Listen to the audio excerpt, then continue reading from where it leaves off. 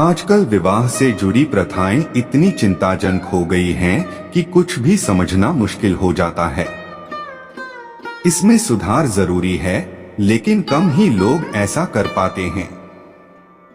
ऐसे कम ही माँ बाप होते हैं जो 7 बेटों के बाद भी एक बेटी होने पर उसे प्यार से रखते हैं।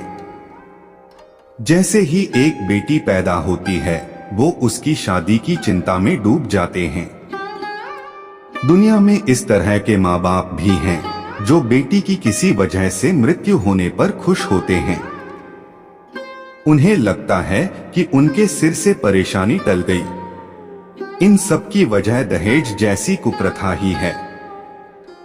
दहेज की रकम दिन ब दिन इतनी बढ़ती जा रही है कि लोग लड़की के विवाह के नाम से ही घबराने लगे हैं। पता नहीं कब यह सब खत्म होगा। बेटा जितने भी क्यों न हो, उन्हें भार नहीं लगता है। उनकी शादी नहीं भी करेंगे तो कह देंगे कि बेटा कमाओ और खाओ, फिर मन होने पर शादी कर लेना। बेटा का चरित्र खराब भी हो तो उसे गलत नहीं समझा जाता, लेकिन बेटी का विवाह करवाना जरूरी है। ऐसा नहीं किया और कुछ गलत घटना उसके साथ घट गई तो समस्या हो जाएगी। अगर इस बात को सबसे छुपा लिया तो कोई दिक्कत नहीं। अगर नहीं छुपा पाए तब पूरे समाज में नाक कट जाती है। समाज में ऐसा अपमान होता है जिसका कोई ठिकाना नहीं। पूरा परिवार किसी को मुंह दिखाने के काबिल नहीं रहता है। दुख की बात यह है, जिन माँ बाप को अपनी बेटी की शादी में दहेज के कारण लाखों परेशानी झेलनी पड़ती है, वो अपने बेटे के विवाह के समय इन सबको भूल जाते हैं। वो अपने बेटे की शादी के लिए दहेज लेना बिल्कुल नहीं भूलते। उन्हें लड़की के परिवार वालों से बिल्कुल भी सहानुभूति नहीं होती, बल्कि वो अपनी बेटी की शादी में दिए गए दहेज को भी मिलाकर बेटे की शादी में लेने की कोशिश करते हैं। इस दहेज की चिंता के कारण ही कितने माँ बाप अपनी बेटी का विवाह बूढ़ों से कर देते हैं ताकि उनका पीछा छूटे, और कुछ तो बेटियों को विवाह के नाम में कुछ पैसे लेकर किसी के घर भेज देते हैं। गुलजारी लाल भी एक ऐसे ही पिता थे जिन्हें अपनी बेटी की शादी की चिंता खाई जा रही थी। यूं तो उनकी आर्थिक स्थिति ठीक थी और वो महीने में 200 से 250 रुपए आसानी से कमा लेते हैं। 2 बेटे भी थे जिन्हें पालना था। ऊपर से बेटी के बड़े होने की टेंशन अलग। बेटी की शादी करने के लिए अच्छा घर भी चाहिए। होते होते एक दिन गुलजारी लाल को एक पढ़ा लिखा योग्य लड़का मिला। उसके पिता आबकारी विभाग में नौकरी करते थे। इन सब के बारे में गुलजारी लाल ने अपनी पत्नी से बात की। फिर उसने कहा कि परेशानी बस ये है, लड़का शादी नहीं करना चाहता है। उसके पिता ने उसे बहुत समझाया, लेकिन वो किसी की नहीं सुनता। उसने कहा है कि वो जीवन में कभी शादी नहीं करना चाहता। समझ नहीं आ रहा है कि वो शादी से इतनी नफरत क्यों करता है। गुलजारी लाल की पत्नी ने कहा कि एक दिन उसे बुलाकर अकेले में बात कर लो। उसने पत्नी को बताया कि बुलाया था मैंने। काफी देर तक कारण पूछा, लेकिन वो कुछ नहीं बोला। मैंने रोते हुए उससे आखिर में पूछा तो वहां से चला गया। वह भुनभुनाते हुए बोलने लगी कि बेटी की वजह से पता नहीं क्या सब दिन देखना पड़ेगा। गुलजारी लाल बोला, नहीं, इस जमाने के लड़के होते ही ऐसे हैं। पढ़ लिख कर उन्हें पता नहीं क्या हो जाता है कि वो जिंदगी भर अविवाहित रहना चाहते हैं। वो आजाद अकेले ही रहना चाहते हैं। इसी में अपनी खुशी समझते हैं। पत्नी बोली, बात बिल्कुल सही है। अगर तुमने शादी न की होती तो ये सारी चिंताएं न होती।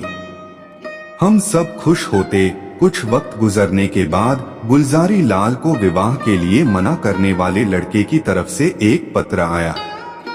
उसमें लिखा था, अंकल प्रणाम, मैं आपको यह खत काफी दुविधा में लिख रहा हूँ। आपके द्वारा मेरे घर रिश्ता लाने के बाद से ही माता पिता मुझ पर शादी का खूब दबाव बना रहे हैं। माँ रोती हैं तो पिता नाराज हैं। उन्हें लग रहा है कि मैं जिद की वजह से शादी नहीं कर रहा हूँ, लेकिन मैं इसकी असली वजह उन्हें नहीं बता पाता हूँ। अगर उन्हें पता चला तो हो सकता है कि उनके प्राण निकल जाएं। आज मैं अपनी इस गुप्त बात के बारे में आपको बता रहा हूँ। इसे राज ही रखिएगा। किसी भी तरह माँ बाप को यह बात पता नहीं चलनी चाहिए। मुझे लग रहा है कि 5 से 6 महीने से मुझे क्षय रोग यानी टीबी हो गया है। उसी के लक्षण मुझे खुद में दिख रहे हैं।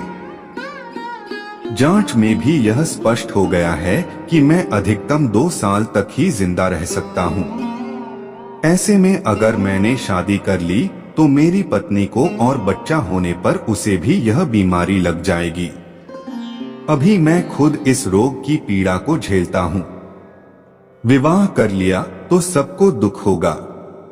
अब मेरा आपसे अनुरोध है कि मुझे किसी तरह के बंधन में मत बांधिए।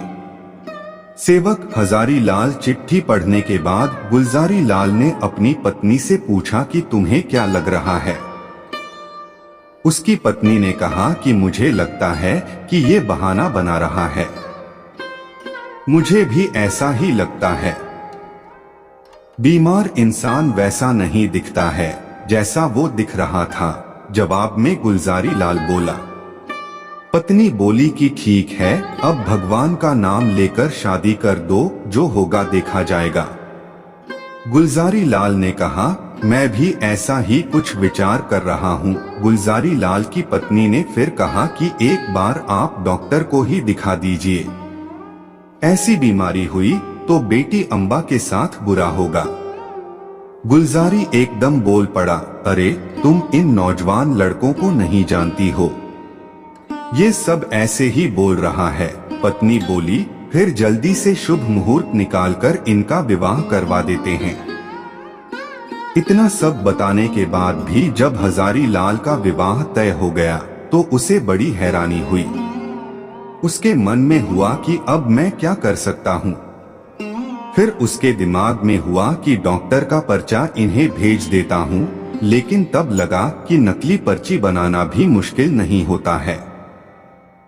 ऐसे में वो मेरा विश्वास कैसे करेंगे।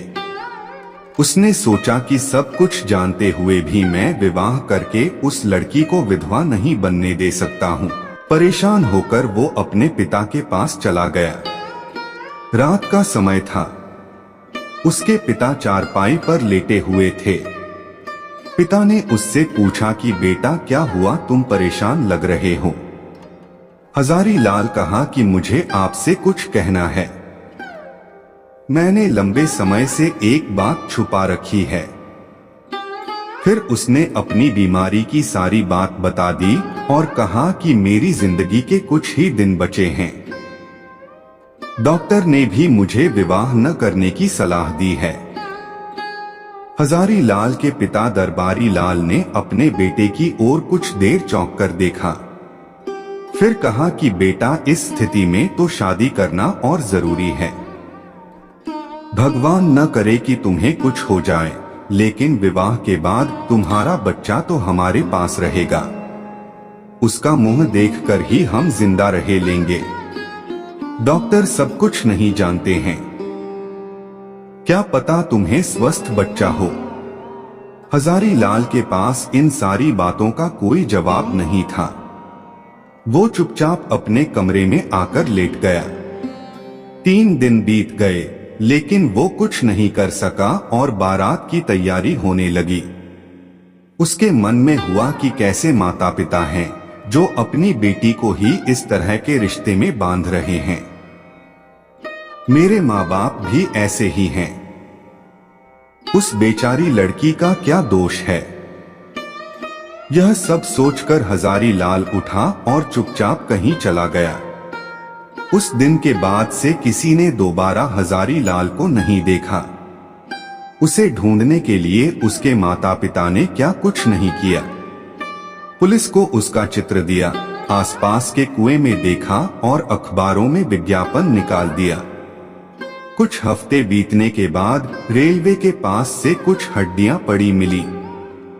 सबको लगा कि हजारी लाल ने रेल के नीचे आकर अपनी जान दे दी है, लेकिन यह स्पष्ट नहीं था कि वो हड्डियां किसकी हैं। वक्त गुजारा और तीज आया। अंबा ने भी अपने पति के लिए व्रत रखा हुआ था। तभी अंबा के पति ने आकर कहा कि तुम्हारे लिए मुंशी दरबारी लाल के यहाँ से तीज का तोहफा आया है। फिर उसके पति ने पूछा, ये तुम्हारे कौन हुए? अंबा के मन में हुआ कि यह तो उसी देवता के पिता हैं जिन्होंने मुझे नरक में जाने से बचाया है। अपने जीवन का बलिदान दे दिया, लेकिन मेरे जीवन को खराब नहीं होने दिया। इतना सब कुछ सोचकर अंबा ने अपने पति के सवाल के जवाब में कहा कि वो मेरे चचा लगते हैं। फिर अंबा के पति ने पूछा कि हजारी लाल कौन हैं? पत्र में उनके नाम का जिक्र है। जवाब में अंबा बोली, यह मुंशी दरबारी के पुत्र हैं। पति ने पूछा, अच्छा तो ये तुम्हारे चचेरे भाई हुए? अंबा ने कहा, नहीं नहीं, वो काफी दयालु इंसान थे। मुझे सुखी जीवन का वरदान देने और डूबने से बचाने वाले इंसान थे। यह सब सुनकर अंबा के पति के मन में हुआ कि निश्चित रूप से ही वह कोई देवता होगा।